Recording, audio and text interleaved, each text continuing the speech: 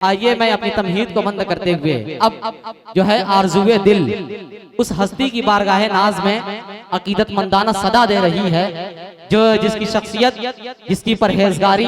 سنت مصطفیٰ صلی اللہ علیہ وسلم کا عملی نمونہ پیش کرتی ہے، جس کی نگاہ تفسیر و حدیث کی کتاب پر ہوا کرتی ہے، باریک سے باریک دقیق سے دقیق مسائل کو اتنے آسان پیرائے میں بیان کرتا ہے کہ پورے مجمع پر ایک وجدانی کیفیت طاری ہو جایا کرتی ہے۔ اس عظیم شخصیت کا نام حضرت مولانا محمد صادق صاحب القاسمی دامت برکاتہم مدد ذلہ العالی، استاد مدرسہ رحمانیہ ولید پور۔ اس وقت حضرت والا سے میں حرف التماس کر رہا ہوں کہ اپنے ناصحانہ کلمات سے ہم سب کو مستفیض فرمائیں۔ السلام علیکم ورحمۃ اللہ وبرکاتہ۔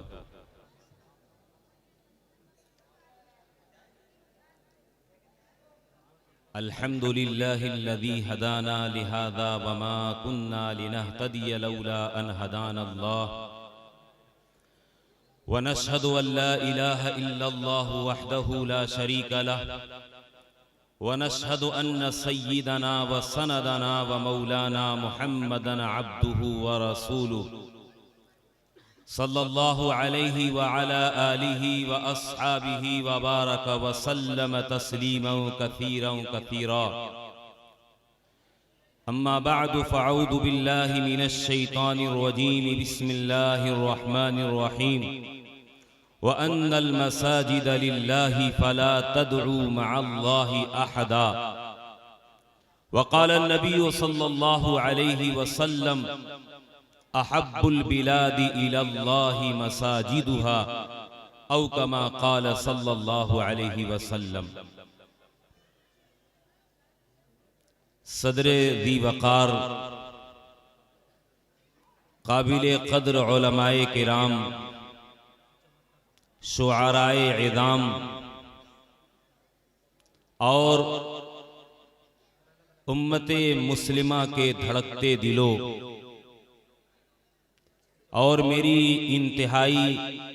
معزز پردہ نشی مائیں اور بہنیں، آج کا یہ روح پرور اجتماع مسجد حضرت ابو ایوب انصاری رضی اللہ تعالی عنہ کی ضروریات کے تعلق سے تعاون کے لیے منعقد کیا گیا ہے۔ مقصد اس مجلس کا بالکل ظاہر و باہر ہے۔ جس قدر مسجد کی انتظامیہ میں، محلے کے نوجوانوں میں اور پروگرام کا انعقاد کرنے والے اراکین میں جوش و جذبہ ہے، ویسا ہی جذبہ تقریباً مجمع عام کے اندر بھی ہمیں دیکھنے کو مل رہا ہے، اور مسلسل آپ حضرات اپنی قیمتی اور گاڑی کمائی کے ذریعے سے مسجد کا تعاون کر کے آخرت کے اندر اپنے لیے محل تعمیر کرا رہے ہیں۔ جنت کے اندر عالی شان محل بنایا جا رہا ہے ان لوگوں کے لیے جو رائے خدا کے اندر اپنا قیمتی مال صرف کر رہے ہیں، جو مسجد کے لیے اپنا قیمتی مال لگا رہے ہیں۔ اللہ کے رسول صلی اللہ علیہ وسلم کے فرمان کے مطابق ان لوگوں کے لیے اللہ تبارک و تعالی جنت میں عالی شان محل تعمیر فرمائے گا، اور اسی کے لیے آپ حضرات کے دلوں میں عشق الہی اور محبت رسول کی شمع کو مزید فروزہ کرنے کے لیے اور مزید اس کی لو کو تیز کرنے کے لیے، تاکہ ہمارے دلوں کے اندر اور بڑھ کر کے سخاوت کا جذبہ پیدا ہو، اور جس حوصلے اور جذبے کے تحت مسجد کی انتظامیہ نے آج کا یہ پروگرام منعقد کیا ہے، اس جذبے کے تحت آج کے شعرائے اسلام آپ کے دلوں میں جذبہ پیدا کریں گے، اشعار کے ذریعے، نعت نبی کے ذریعے اور منقبت صحابہ کے ذریعے، تاکہ جو کچھ بھی مسجد کی ضرورت ہے وہ پوری اور مکمل ہو جائے۔ درمیان میں مجھ جیسے ایک طالب علم کو آپ حضرات کے سامنے پیش کیا گیا ہے، اور مجھے آج کے اس مجلس کے اندر لب کشائی کرتے ہوئے اور اپنے معافی ضمیر کو ادا کرتے ہوئے انتہائی ڈر اور خوف کا سامنا بھی ہے، اور پشیمانی کا شکار بھی ہوں کہ میں یہی کا پروردہ، یہی کا تعلیم یافتہ، اور جو کچھ آج میں نے اپنے اندر بولنے کی اور کچھ پڑھنے لکھنے کی صلاحیت و استعداد میں اپنے اندر پاتا ہوں، یہ سب کے سب اسی خیر آباد کا مرہون منت ہوں میں، اور اسی کا فیض ہے۔ اور آج کے اس مجلس کی صدارت فرما رہے ہیں ہم سب کے انتہائی قابل قدر مخدوم گرامی، اور پورے علاقے کے اندر اپنی قیادت سے اور علمی اور سیاسی بصیرت کے ذریعے ملت اسلامیہ کی رہنمائی کرنے والے فخر ملت حضرت مولانا حافظ عبدالحی صاحب دامت برکاتہم العالیہ حضرت والا، ہم نے حضرت والا سے کتابیں براہ راست پڑھی ہیں اور ان سے علم حاصل کیا ہے، کسب فیض کیا ہے۔ اسی خیر آباد کی سرزمین اور اسی مدرسہ منبع العلوم کے اندر ہم لوگوں نے تعلیم حاصل کی، عربی اول سے لے کر کے پنجم تک۔ تو اس لیے میرے بھائیوں، میرے بزرگوں، یہ تو پورے خیر آباد کا مجھ ناچیز کے اوپر اور میری حقیر ذات کے اوپر، بلکہ میرے جسم کے ایک ایک روئے کے اندر احسان ہے اس مٹی کا، اس سرزمین کا۔ اس لیے یہ اگر آج جو مجھے آپ حضرات کے روبرو پیش کیا گیا ہے تو یہ میرے لیے بڑی سعادت کی بات بھی ہے، یہ میرے لیے بڑی فخر مندی کی بات بھی ہے کہ جس سرزمین کے اوپر میں پل کر کے جوان ہوا، اور جہاں سے میں نے چلنا سیکھا، جہاں سے میں نے بولنا سیکھا، آج آپ حضرات کے سامنے مجھے کچھ اپنے معافی ضمیر کو ادا کرنے کا سنہرا موقع مل رہا ہے۔ اس لیے میں نے اس عظیم دعوت پر لبیک کہتے ہوئے بے چور و چرا اس مجلس کے اندر حاضری کو اپنی سعادت سمجھا کہ جو کچھ میں نے یہاں پر علم حاصل کیا ہے اور جو کچھ میں نے یہاں سے سیکھا ہے وہ آپ حضرات کے خدمت کے اندر پیش کیا جا سکے، اور یہ تو آپ کی خصوصیت ہے، اور یہ آپ کا خاص امتیاز اور ترے امتیاز ہے، جو میں سمجھتا ہوں کہ پوری دنیا کے اندر کوئی ایسا چھوٹا سا خطہ اور چھوٹا سا قصبہ جہاں پر مسلمانوں کی اتنی بڑی تعداد ہو اور وہاں اتنا عظیم ادارہ اور اس ادارے کی مختلف شاخیں، اتنا بافیض ادارہ کہ جس کا فیض آج صرف ہندوستان ہی نہیں بلکہ پوری دنیا کے اندر عام اور تام ہے۔ پوری دنیا کے اندر اگر دیکھا جائے تو مدرسہ عربیہ منبع العلوم کا کوئی طالب علم وہاں کا براہ راست فیض یافتہ ہمیں کہیں علم کا جو ہے ایک دریا روا کیے ہوئے ہے اور علم کا ایک چشمہ جاری کیے ہوئے ہے۔ یقیناً یہ جو فیض پوری دنیا کے اندر خیر آباد کا پہنچ رہا ہے، اس کے اندر خیر آباد کے ایک ایک گھر، ایک ایک فرد کے اس قیمتی کمائی اور گاڑی کمائی کا اثر ہے اور ان کی قربانیوں کا نتیجہ ہے جو رب کریم نے قبول کیا ہے، اور اس قبولیت کا نتیجہ ہے کہ اللہ تبارک و تعالی نے جو سخاوت کا جذبہ اور جو حوصلہ اور جو آپ حضرات کے اندر جو دین خدا کے اندر، راہ خدا کے اندر، مساجد کے لیے، مدارس کے لیے خرچ کرنے کا جو جذبہ ہے، ایسا جذبہ عام طور پہ دوسرے علاقوں کے اندر ہمیں نہیں دکھائی دیتا ہے۔ بہرحال اللہ رب العزت سے دعا ہے کہ اللہ تبارک و تعالی آپ حضرات کے روبرو کچھ تھوڑی سی معروضات مجھے پیش کرنے کی توفیق عطا فرمائے، اور پھر اس کے بعد آج کے اس اسٹیج پہ جلوہ افروز ہندوستان کے مشہور و معروف شعرائے اعظام تشریف فرما ہیں۔ انشاءاللہ العزیز یہ پروگرام پورے آب و تاب کے ساتھ چلتا رہے گا، آپ سنتے رہیں گے اور مسجد کا تعاون کرتے رہیں گے۔ ہماری یہ مجلس اور ہمارا یہ پروگرام چونکہ مسجد کی نسبت پہ منعقد ہوا ہے، مسجد اسلام کے اندر اس کی کیا عظمت ہے، اس کی کیا اہمیت ہے، تو آپ کو معلوم ہونا چاہیے کہ اس کائنات کے اندر اس روئے زمین کے اوپر سب سے پہلے جو مکان بنایا گیا،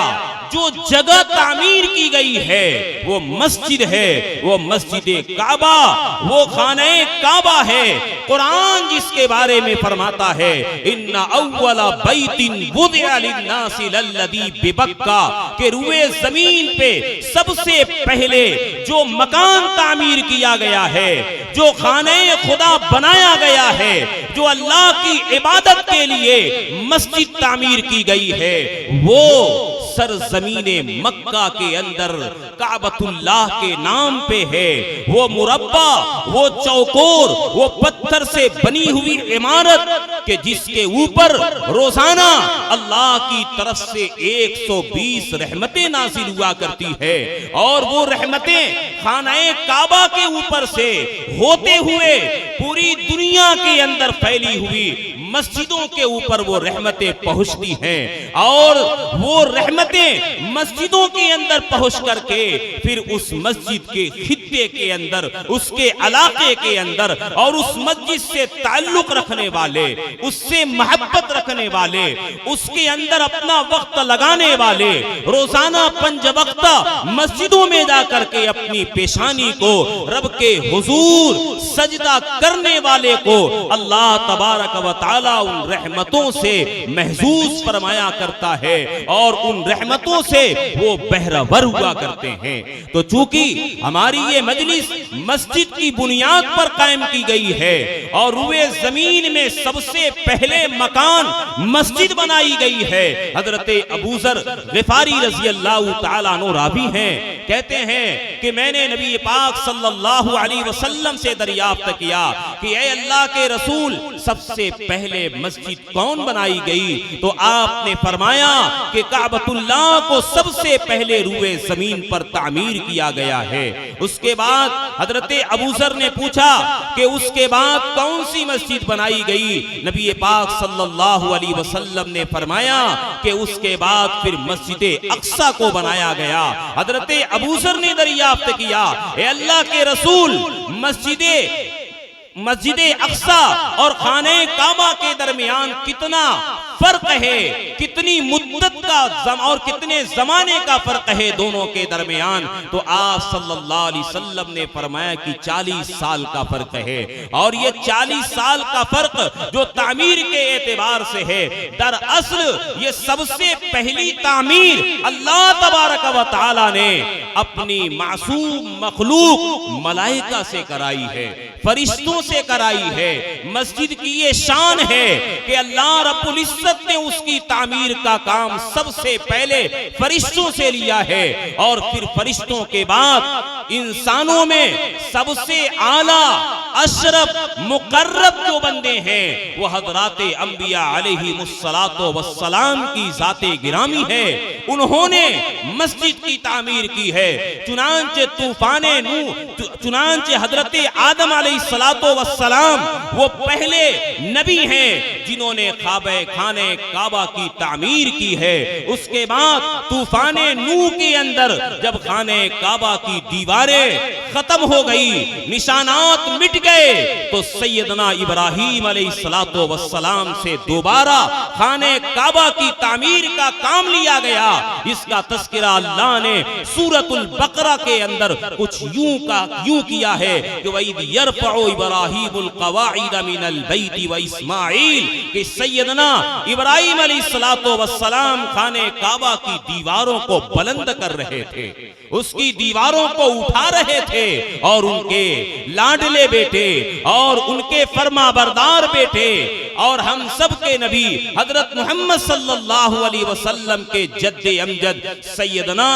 اسماعیل علیہ السلام ان کے شانہ بشانہ اور قدم بقدم اس کی تعمیر کے اندر حصہ لے رہے تھے۔ اور اگر ہم عہد نبوت کے اندر آتے ہیں، نبی پاک صلی اللہ علیہ وسلم کی زندگی کو دیکھتے ہیں، تو جب آپ نے مکہ والوں کے ظلم و ستم کی انتہا کو دیکھ لیا، اور جب مکہ والوں نے آپ کے اوپر ایمان قبول نہیں کیا، تو آپ نے طائف کا سفر کیا۔ طائف والوں نے انتہائی بد اخلاقی کا معاملہ کیا، اور آپ صلی اللہ علیہ وسلم کو وہ اذیت پہنچائی ہے کہ ایسی اذیت آج تک روئے زمین پہ کسی کو نہیں پہنچائی گئی۔ آپ صلی اللہ علیہ وسلم کا خود فرمان ہے کہ راہ خدا میں جتنی زیادہ مجھے تکلیف دی گئی، اتنی تکلیف کسی نبی کو نہیں پہنچائی گئی۔ اشارہ تھا اس طائف کی تکلیفوں کی طرف جہاں پہ وہاں کے بنو ثقیف کے سرداروں نے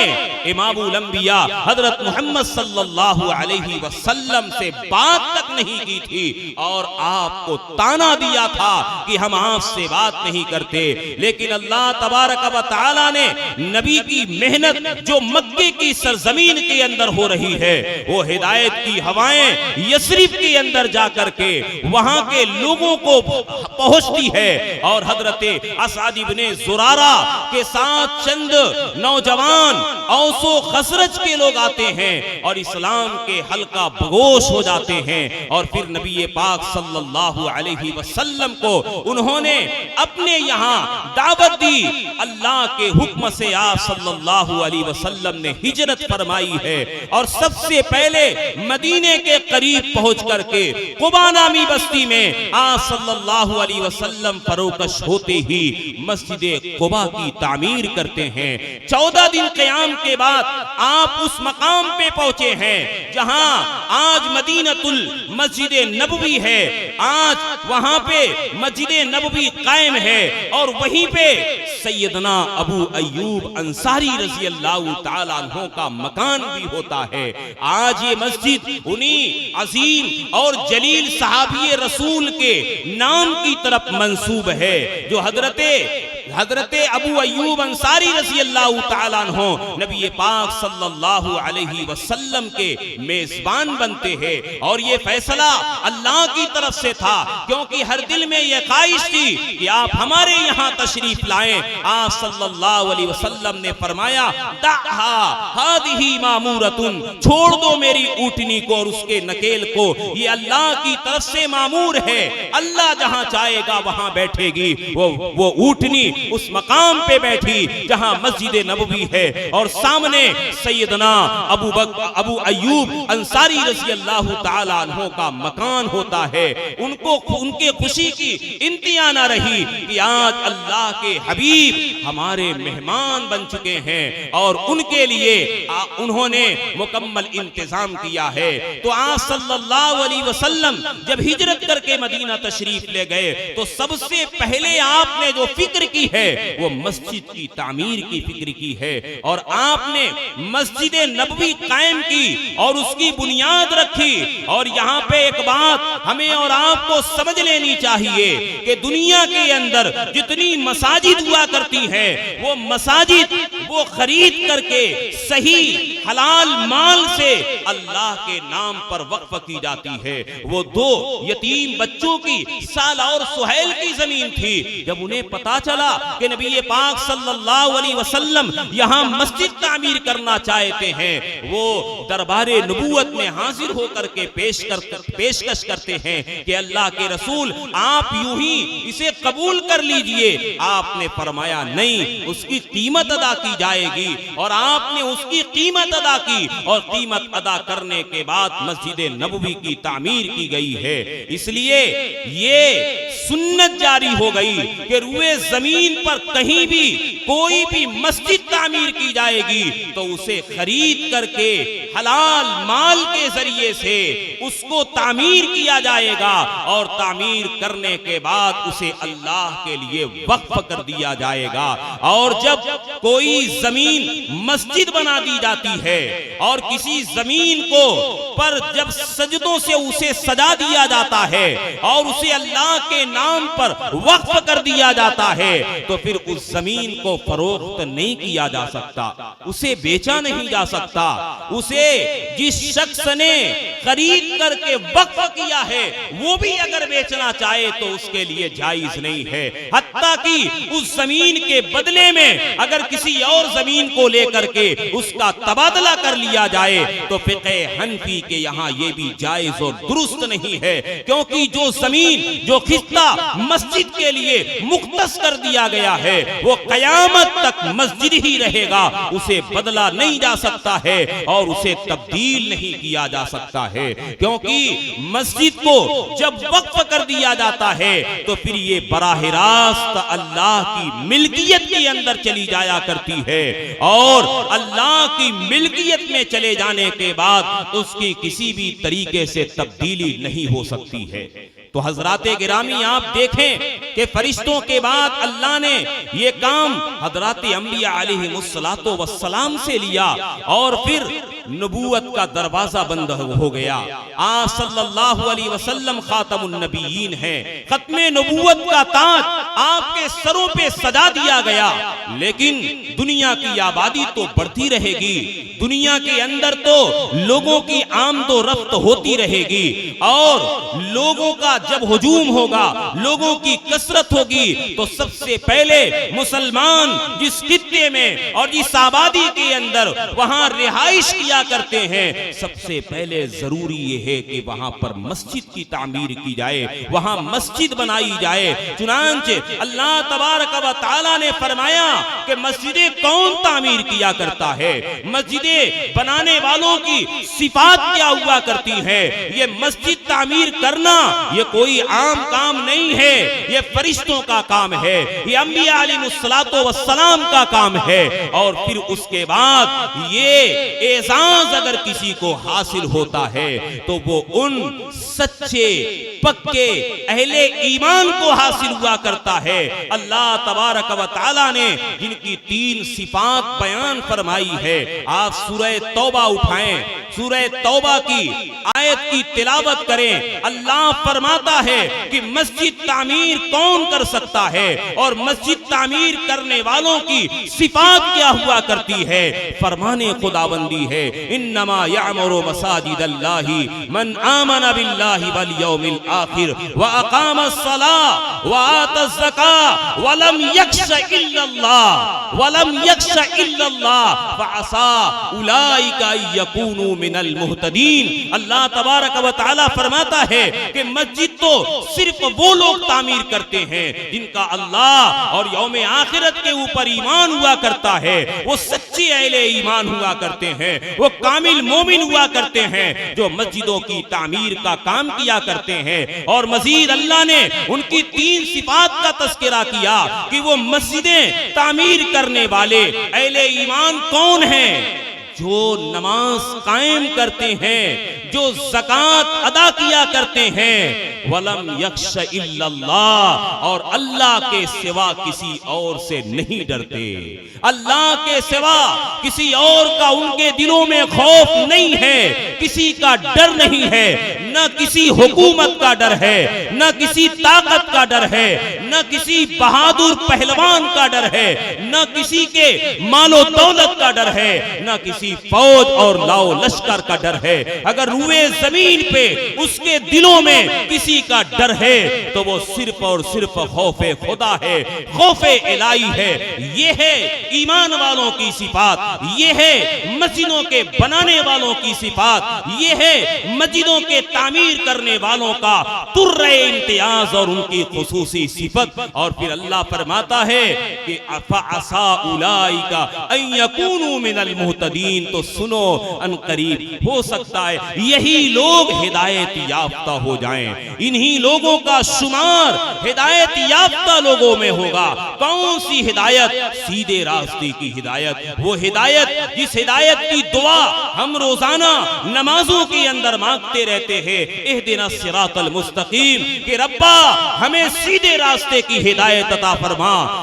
کون سا سیدھا راستہ؟ صراط الذین انعمت علیہم غیر المغضوب علیہم ولا الضالین، وہ راستہ جو ہدایت کا راستہ ہے وہ حضرات انبیاء علیہ السلام کا ہے، وہ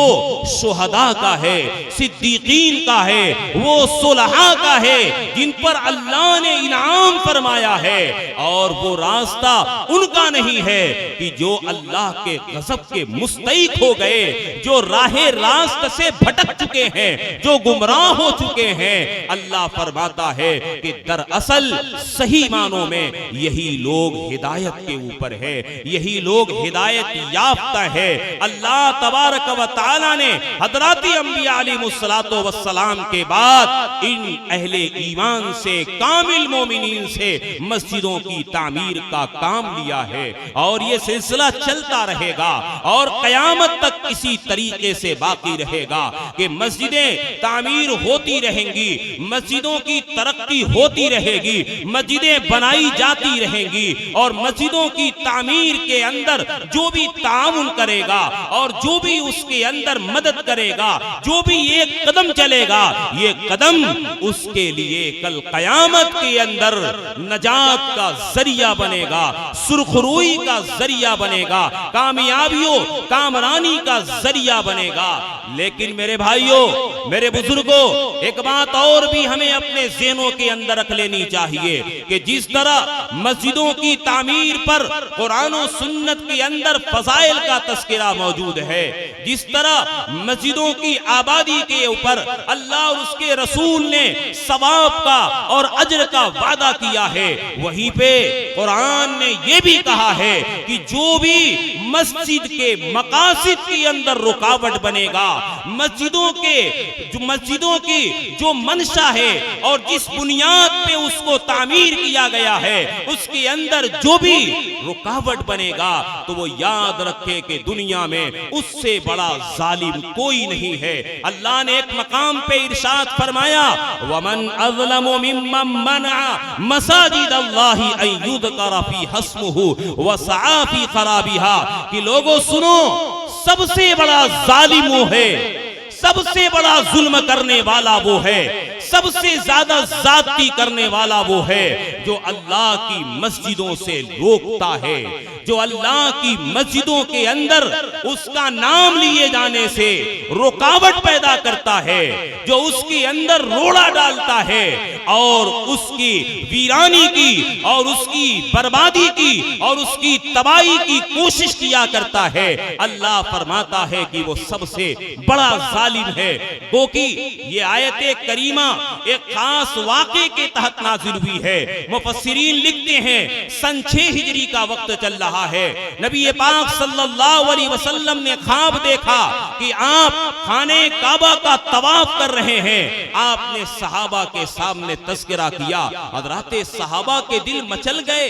اور خوشی کے آنسو نکل پڑے کہ ہم نے کعبۃ اللہ کو 6 سال کا زمانہ ہو گیا کہ اس کی زیارت نہیں کی ہے، ہجرت کر کے مکے سے مدینے آئے ہوئے تھے۔ اللہ کے رسول صلی اللہ علیہ وسلم کے ساتھ 1400 صحابہ کرام پابا رکاب ہوتے ہیں اور مدینہ المنورہ سے مکے کی طرف یہ قافلہ رواں دواں ہو جاتا ہے، اور مکے کے قریب ایک مقام ہے جس کا نام حدیبیہ ہے۔ حدیبیہ کے مقام پہ جب اللہ کے رسول صلی اللہ علیہ وسلم اپنے 1400 جانثار صحابہ کو لے کر کے پہنچے تو مکے کے اندر کھلبلی مچ گئی. وہاں کے سرداروں نے مشورہ کیا کہ مسلمانوں کا یہ قافلہ کسی بھی طریقے سے مکے میں داخل نہیں ہونا چاہیے. حدیبیہ کے مقام پہ اس قافلے کو روکا گیا اور بڑی طویل گفتگو ہوئی, بڑی لمبی بحث ہوئی, اور پھر آخر کار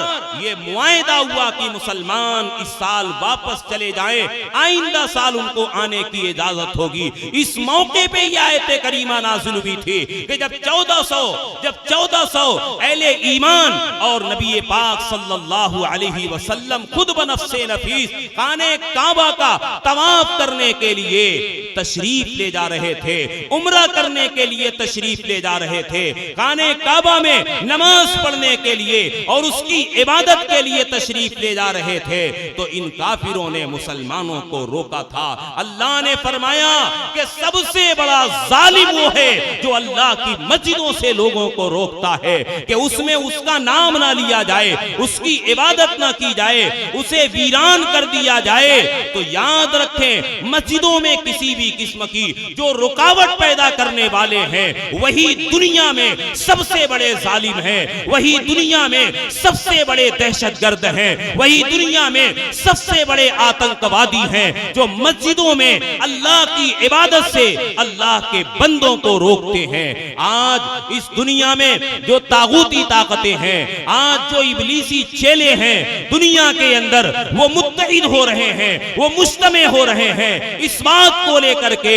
کہ دنیا سے مسلمانوں کو ختم کر دیا جائے, اسلام کا نام و نشان مٹا دیا جائے. اس کے لیے انہوں نے مختلف طریقے سے منصوبے بنائے, مختلف طریقے سے انہوں نے پلاننگیں کی ہے, اور ان پلاننگوں کے اندر یہ بھی ہے کہ وہ اللہ کی مسجدوں کو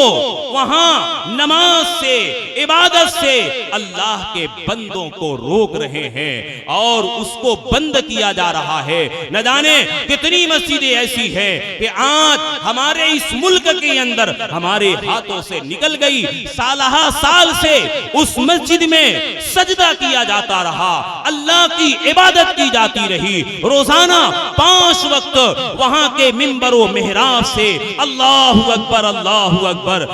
لا الہ الا اللہ کی صدائیں دل نواز بلند ہوتی رہی. لیکن شرپسند طاقتوں نے اپنی طاقت اور قوت کے بلبوتے کے اوپر ان اقلیتوں پر وہ ظلم کیا ہے کہ ہماری مسجدوں کو ہم سے چھین لیا گیا, ہماری مسجدوں کو مقفل کر دیا گیا, اسے بند کر دیا گیا, وہاں ان مسجدوں کو سجدوں سے محروم کر دیا گیا. اور ستم بالائے ستم کہ جب ہم اپنے حقوق کا مطالبہ کرتے ہیں, ہم اس کے خلاف آواز اٹھاتے ہیں, تو الٹے ہمیں ہی دہشت گرد بھی کہا جاتا ہے, ہمیں ہی تشدد کا پیروکار کہا جاتا ہے, ہمیں ہی متشدد ہونے کا تانا دیا جا رہا ہے. حالانکہ قرآن کا کھلا ہوا اعلان ہے کہ اے لوگوں, جو بھی اللہ کی مسجدوں سے لوگوں کو روکتا ہے, رکاوٹیں پیدا کرتا ہے, اس میں لوگوں کو نماز پڑھنے سے, ذکر کرنے سے, تلاوت کرنے سے لوگوں کو روکتا ہے, وہی دنیا میں سب سے بڑا ظالم ہوگا, وہی سب سے بڑا آتنکوادی اور سب سے بڑا دہشت گرد وہی ہوگا. لیکن میرے بھائیوں, میرے بزرگوں, یاد رکھیں یہ دنیا کے اندر کفر و شرک کی کشمکش ہوتی رہی ہے, یہ آمیزش, یہ اختلاف, یہ ٹکراؤ ہر دور کے اندر ہوتا رہا ہے. لیکن جب اندھیرا زیادہ چھانے لگتا ہے, جب تاریکیاں بہت گہری ہو جاتی ہیں, جب گھنگور گھٹائیں چھانے لگتی ہیں, تو پھر یاد رکھنا چاہیے, یقین کر لینا چاہیے کہ پھر صبح کی پاؤ پھٹنے والی ہے, صبح کی روشنی نمودار ہونے والی ہے. آج دنیا میں اگر ہم دیکھتے ہیں تو کفر و شرک کی طاقتیں ایک پلیٹ فارم کے اوپر متحد ہو کر کے دنیا سے اسلام مسلمان کا خاتمہ کرنے کی پلانیں کر رہی ہیں, اور وہ یہ چاہتے ہیں کہ مسلمان ایک اللہ کی عبادت کرنا چھوڑ چھوڑ دیں، مسلمان مسجدوں سے اپنا تعلق ختم کر لیں، مسلمان مدارس سے اور علماء سے اپنا تعلق منقطع کر لیں، اور اس کے لیے وہ طرح طرح کے ہیلے اور طرح طرح کے پلانیے کر رہے ہیں، کبھی بہلا پھسلا کر کے، کبھی طاقت و قوت کے نشے میں چور ہو کر کے وہ اپنے منصوبے کو روبہ عمل لانے کی کوشش کر رہے ہیں۔ لیکن یاد رکھنا چاہیے انہیں کہ یہ ظلم کی کہانی بہت دیر تک چلنے والی نہیں ہے۔ اگر آج بھی اہل ایمان اپنی ایمان کی قدر و قیمت کو سمجھ لیں اور ایمان کے مقتضا پر عمل پیرا ہو جائیں، اور پھر اسی جذبے کے ساتھ، اسی ولولے کے ساتھ، اسی حوصلے کے ساتھ وہ کھڑے ہو جائیں، تو پھر یاد رکھے گی دنیا اور دیکھے گی اپنے آنکھوں سے کہ جس طرح ماضی میں اللہ نے مختصر اور چھوٹی چھوٹی جماعتوں کو بڑی بڑی جماعتوں کے مقابلے میں غالب کیا ہے اور ان کو سرخروئی عطا فرمائی ہے۔ کبھی بدر کے میدان میں 313 نہتے اور بے یار و مددگار صحابہ کرام ہیں، لیکن ہزاروں کے مقابلے میں وہ غالب آ جاتے ہیں۔ کبھی غزوہ خندق کے موقع پہ 3000 کا لشکر ہے اور ادھر 10,000 کا لشکر جرار ہے، یہودی بھی ہے، کفار و مشرکین بھی ہیں، وہ سب متحد ہو کر کے آئے تھے کہ آج مدینے کے اندر مسلمانوں کی اینٹ سے اینٹ بجا کر کے رکھ دیں گے۔ لیکن قرآن کہتا ہے کہ کیا ہوا؟ صورتحال تو انتہائی سنگین تھی۔ آج ہم اور آپ جن صورتحال سے دوچار ہیں، جو خوف و دہشت کا ماحول بنانے کی کوشش کی جا رہی ہے، اس سے بھی زیادہ بھیانک اور اس سے بھی زیادہ خطرناک صورتحال تھی۔ قرآن کہتا ہے وَإِذْ زَاغَتِ الْأَبْصَارُ وَبَلَغَتِ الْقُلُوبُ الْحَنَاجِرَ، کہ اس وقت مسلمانوں کی صورتحال یہ تھی کہ آنکھیں پھٹی کی پھٹی رہ گئی تھی، کلیجہ منہ کو آ رہا تھا۔ لیکن کیا ہوا؟ اللہ کی جب مدد آئی ہے، اللہ کی نصرت آئی ہے، تو اس 10,000 لشکر جرار کو اللہ تبارک و تعالی نے اس قدر ذلیل کیا ہے کہ وہ پلٹ کر کے پھر واپس نہیں آتے ہیں۔ اور پھر ایسے موقع سے حضرت نبی پاک صلی اللہ علیہ وسلم نے ایک جملہ ارشاد فرمایا تھا جو آج بھی حدیث کی کتابوں میں موجود ہے، کہ آپ نے فرمایا کہ آج سن 5 ہجری کے اندر اتنا بڑا لشکر کافروں کا، یہودیوں کا مسلمانوں کے اوپر حملہ آور ہوا تھا، لیکن اے بھائیو، اے مسلمانوں، اب یاد رکھو، الآن نغزوہم لا یغزوننا ونحن نصیر الیہم، کہ اب ان میں ہمت نہیں ہے کہ دوبارہ وہ ہمارے اوپر حملہ کر سکے۔ اب ہم حملہ کریں گے، ہم اقدام کریں گے، ہم اٹیک کریں گے ان کے اوپر۔ اب کافروں کے اندر وہ طاقت و قوت اور وہ حوصلہ نہیں ہے کہ پھر وہ مسلمانوں کو آنکھیں دکھا سکیں۔ یہ کیفیت کب پیدا ہوئی؟ جب مسلمانوں نے، جب حضرات صحابہ نے نبی پاک صلی اللہ علیہ وسلم سے سچی غلامی کا حق ادا کیا تھا، اپنے ایمان کے تقاضوں کو انہوں نے سمجھا تھا اور اللہ کی اطاعت و بندگی کے اوپر مکمل طور پہ عمل پیرا ہو گئے تھے، تو اللہ تبارک و تعالی نے ان کی مدد کی، اور اس وقت کی جو سپر پاور طاقتیں تھی، وہ روما کی سلطنت، وہ ایک طرف فارس کی سلطنت، وہ حضرات صحابہ کے اور مسلمانوں کے قدموں کے اندر آ گئی، اور دیکھتے ہی دیکھتے سیدنا حضرت فاروق اعظم رضی اللہ تعالیٰ عنہ کے زمانے میں 22 لاکھ مربع میل پہ اسلام کا جھنڈا لہرانے لگتا ہے۔ لیکن اسلام تو امن و سلامتی کا، امن و آشتی کا، صلح و آشتی کا مذہب ہے۔ اسلام نے کبھی تشدد کی تعلیم نہیں دی ہے،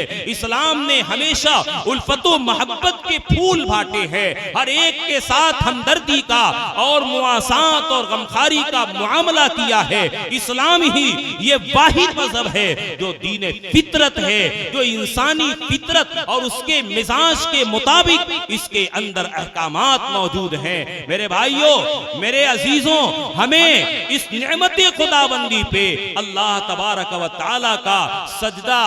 سجدہ شکر بجا لانا چاہیے کہ اللہ نے جو ہمیں اسلام کی دولت دی ہے، جو ایمان کی دولت دی ہے، کہ جس کے اندر اللہ نے ہمیں دنیا کی بھی عزت عطا فرمائی اور آخرت کی ہمیشہ ہمیش کی کامیابی کی ضمانت اس کے اندر ہے۔ بہرحال گفتگو میری ذرا طویل ہوتی چلی گئی، اب میں اپنے بات کو ذرا اختصار کے ساتھ میں اختتام تک لیے چلتا ہوں کہ چونکہ مسجد کے لیے ہم اور آپ جمع ہوئے ہیں اور یہ مسجدیں اللہ کے گھر ہیں، اللہ کے لیے خاص کر دیا گیا ہے اسے۔ قرآن کریم میں اللہ نے اعلان کیا کہ وَأَنَّ الْمَسَاجِدَ لِلَّهِ فَلَا تَدْعُوا مَعَ اللَّهِ أَحَدًا، کہ لوگوں سنو، یہ مسجدیں اللہ کے لیے ہیں، اللہ کی ملکیت کے اندر ہیں، اس میں تصرف نہیں کیا جا سکتا ہے، اللہ کا خاص تعلق ہے ان مسجدوں کا اللہ کی طرف اس کی نسبت کی گئی ہے کہ یہ بیوت اللہ ہیں، اللہ کے گھر ہیں، اور جب یہ اللہ کا گھر ہے تو فلا تدعو مع اللہ احدا، اس میں سوائے اللہ کے کسی اور کی عبادت نہیں کی جا سکتی ہے، کسی اور کو نہیں پکارا جا سکتا ہے، صرف اور صرف اسی ایک اللہ کی عبادت کی جائے گی۔ اس لیے ہمیں مسجدوں سے اپنے تعلق کو مضبوط کرنا پڑے گا، اللہ کی عبادت اور بندگی کا حق ادا کرنا پڑے گا، اور جب ہم مسجدوں سے اپنا تعلق مضبوط کریں گے، مسجدوں سے جب اپنا ربط مضبوط کریں گے، اللہ نے ہم سے دو قسم کا وعدہ کیا ہے، دو انعام کا وعدہ کیا ہے کہ اگر تم مسجدوں سے جڑ جاؤ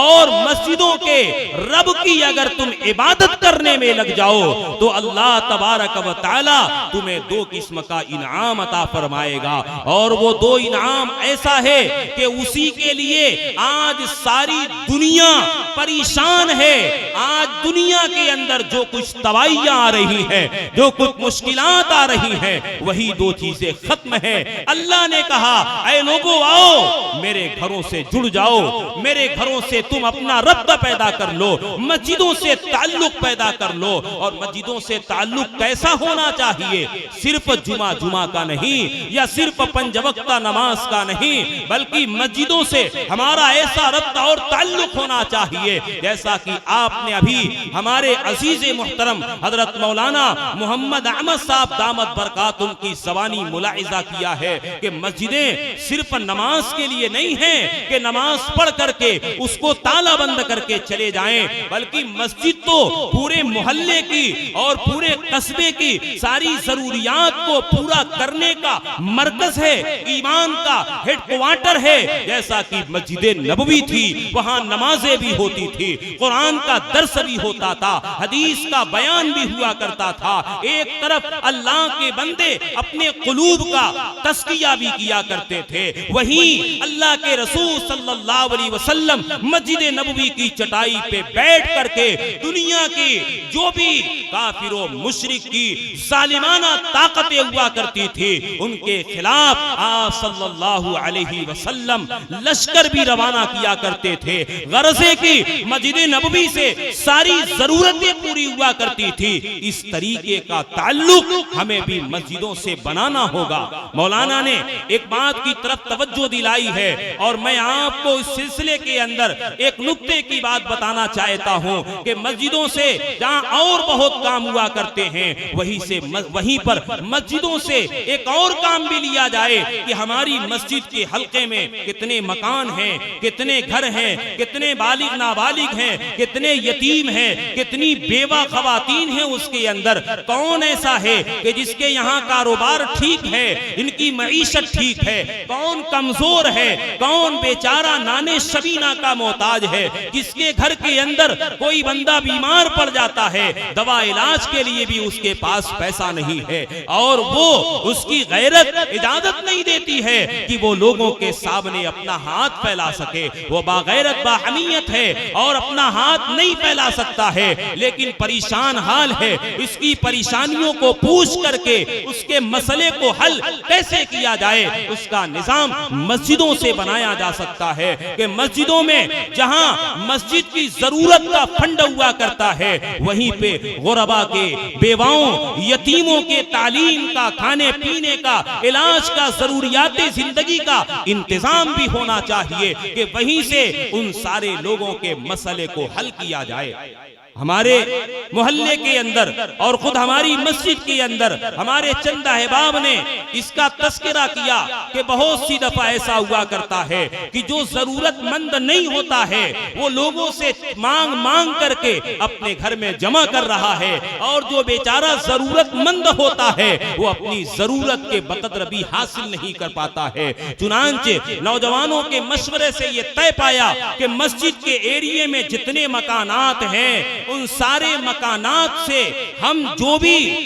بھی وہ تعاون کر سکتے ہیں ایک تعاون کا انتظام بنایا جائے، اور پھر اس کے لیے جو غریب ہے، جو بیچارہ پریشان ہے، ایک جوان بچی ہے، شادی کا انتظام نہیں ہو رہا ہے، نکاح کا بندوبست نہیں ہے، کوئی پریشان حال ہے، آپریشن کی ضرورت ہے، بیچارہ اتنا انتظام نہیں ہے، ان ساری ضروریات کو پورا کیا جائے۔ ایک نظام بنایا گیا، صرف اپنے مسجد کے ایریے میں ایک چھوٹا سا نظام بنا کہ مسجد کے ایریے میں 100 مکانات ہیں، ہر مکان کے اندر ایک چھوٹا سا ڈبہ بنا کر کے اس کو تالا بند کر کے ہر گھر کے اندر پہنچا دیا گیا، اور ہر گھر والوں سے ایک مطالبہ ہے کہ روزانہ آپ 1 روپیہ اس ڈبے کے اندر ڈالیے، زیادہ کا مطالبہ نہیں ہے، جو زیادہ دے اس کو اللہ قبول کرے، اچھی بات ہے، لیکن کم سے کم 1 روپیہ، اور ایک گھر کے اندر اگر چند افراد ہیں تو وہ 1 روپیہ دینا ان کے لیے کوئی مشکل نہیں ہے۔ چھوٹا بچہ ہمارا روزانہ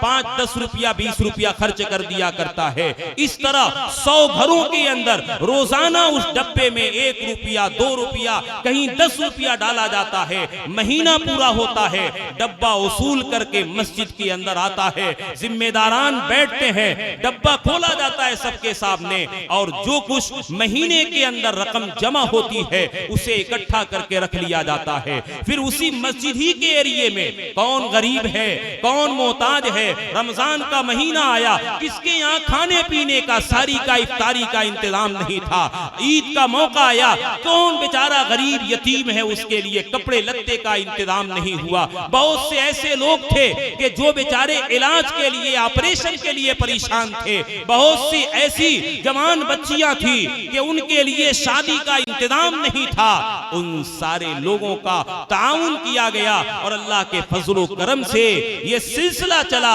اور 20 لوگوں کا تعاون ہوا ہے، اور دیکھتے دیکھتے اللہ کے فضل و کرم سے یہ نظام بڑی مضبوطی کے ساتھ چل رہا ہے۔ اگر ایسا نظام ہر مسجد کے حلقے میں قائم کر لیا جائے تو مسجد کے ایریے میں بہت سے جو غربا ہیں، مساکین ہیں، بیوہ ہیں، یتیم بچے اور بچیاں ہیں، اور اسی طریقے سے جتنے پریشان حال ہیں ان کی ضرورتوں کو ہم پوری کر سکتے ہیں، اور اپنے مسجد کے ایریے میں رہے گا، کسی سے پوچھنے کی ضرورت نہیں ہے، ہم روزانہ ملتے، ہم سمجھتے ہیں کہ یہ مستحق ہے یا نہیں ہے، اور وہ مال زکوٰۃ کا نہیں صدقہ نافلہ کا مال لیا جاتا ہے، کیونکہ بسا اوقات آدمی صاحب نصاب ہے لیکن کوئی ایسا مرض ہو گیا اس کو آپریشن کی ضرورت ہے، 1-2 لاکھ روپیے کا خرچ ہے، اب وہ کہاں سے انتظام کرے، صاحب نصاب ہے، زکوٰۃ نہیں دے سکتے ہیں، بہرحال یہ صدقے کا نظام ہے۔ حضرت مولانا محمد احمد صاحب نے یہ تذکرہ کیا، میرے ذہن کے اندر یہ ترتیب آئی، میں نے آپ حضرات کے سامنے ذکر کیا ہے، ہو سکتا ہے کہ کسی دل میں جذبہ پیدا ہو اور وہ بھی یہ پلان لے کر کے کھڑا ہو، کیونکہ فرمان نبوی ہے خیر الناس من ينفع الناس، لوگوں میں سب سے بہتر وہ ہے جو لوگوں کی بھلائی اور لوگوں کے فائدے کے لیے اور اس کی ضروریات کو پورا کرنے کے لیے کام کرنے والا ہو۔ بہرحال تو اخیر میں جو بات عرض کرنا چاہتا تھا کہ جب ہم مسجدوں سے اپنا تعلق مضبوط کریں گے، اللہ نے 2 انعام کا وعدہ کیا ہے، اور وہ انعام کیا ہے کہ اگر ہم مسجدوں سے جڑے، مسجدوں کی ضرورت پوری کریں تو اللہ ہمارے فقر و فاقہ کو ختم کر دے گا، ہمارے کھانے پینے کا انتظام کر دے گا، ہمارے لیے، ہماری نسلوں کے لیے بھی انتظام ہو جائے گا۔ اور دوسرے، آج جو دنیا میں ایک ڈر اور خوف و ہراس کا ماحول بنا ہوا ہے، اللہ کا اعلان ہے کہ میں اس ڈر اور خوف سے نکال کر کے تمہیں امن و اطمینان کی زندگی نصیب کروں گا۔ قرآن کہتا ہے فَلْيَعْبُدُوا رَبَّ هَذَا الْبَيْتِ الَّذِي أَطْعَمَهُم مِّن جُوعٍ وَآمَنَهُم مِّن خَوْفٍ، کہ اس گھر کے رب کی عبادت کرو، خانہ کعبہ کے رب کی عبادت کرو۔ جب تم مسجدوں سے جڑ جاؤ گے عبادت کے ذریعے، نماز کے ذریعے، انسانیت کی، مسلمانوں کی ہمدردی اور خیر خواہی کے ذریعے، اللہ فرماتا ہے کہ اطعمہم من جوع، وہ بھوک میں تمہیں کھلائے گا، وآمنہم من خوف، اور تمہارے خوف کو امن سے بدل دے گا، امن و اطمینان کی زندگی نصیب کر دے گا۔ آج دنیا اسی کے لیے ماری ماری پھر رہی ہے، رزق کی تلاش میں، اپنی ضروریات زندگی کو پوری کرنے کے لیے دنیا پریشان ہے، اور دوسری طرف ظلم و ستم جو پوری دنیا کے اندر پھیلا ہوا ہے۔ کوئی بھی مذہب ایسا نہیں ہے جو تشدد کی، دہشت کی، آتنک کی اجازت دیتا ہو، کوئی مذہب ایسا نہیں ہے۔ اور مذہب اسلام تو امن و شانتی کا پیام لے کر کے آیا تھا، تو اسلام کیسے اس بات کی اجازت دے سکتا ہے؟ آج بھی دنیا میں غیر ایمان والے بھی امن اور سکون کی زندگی گزارنا چاہتے ہیں، وہ دہشت کو، وہ ظلم کو، وہ ذاتی کو پسند نہیں کرتے ہیں، چاہے ظلم کسی کے اوپر ہو۔ بہرحال اللہ نے اس کا علاج اور اس کا نسخہ ہمیں قرآن کے اندر یہ دیا ہے کہ لوگوں مسجدوں سے جڑ جاؤ، مسجدوں سے اپنا ربط اور تعلق بنا لو۔ اللہ رب العزت آپ حضرات کو بے انتہا جزائے خیر عطا فرمائے، اور مسجد کے تئیں جو جذبہ، جو حوصلہ آپ کے اندر ہے، اللہ اس میں اور ترقی عطا فرمائے، اور یہی جذبہ رب کریم دنیا کے ہر مسلمان کے اندر پیدا فرما دے۔ اب آپ کے میرے بعد حضرات شعراء کرام ہیں، وہ اشعار اور نعت نبی کے ذریعے سے آپ حضرات کے دلوں میں عشق محبت کی چنگاری کو فروزہ کریں گے، اور یقیناً مجھے امید ہے کہ آپ مسجد کا تعاون دل کھول کر کے کرتے رہیں گے۔ اللہ تبارک و تعالی ہم سب کو قرآن و سنت کے مطابق زندگی گزارنے کی توفیق عطا فرمائے، ہمارے نسلوں کی اور پورے عالم اسلام کے مسلمانوں کے ایمان کی حفاظت فرمائے۔ وآخر دعوانا ان الحمدللہ رب العالمین۔ اپنے جلسوں اور مشاعروں یا کسی بھی پروگرام کے ہائی لائٹ ویڈیوز کو دیکھنے کے لیے ہمارا فیس بک پیج بابو اعظمی میڈیا اور اردو مشاعرہ ضرور فالو کریں، کیونکہ پورے پروگرام سے اچھے ویڈیوز ہم فیس بک پر اپلوڈ کرتے ہیں۔ جزاک اللہ۔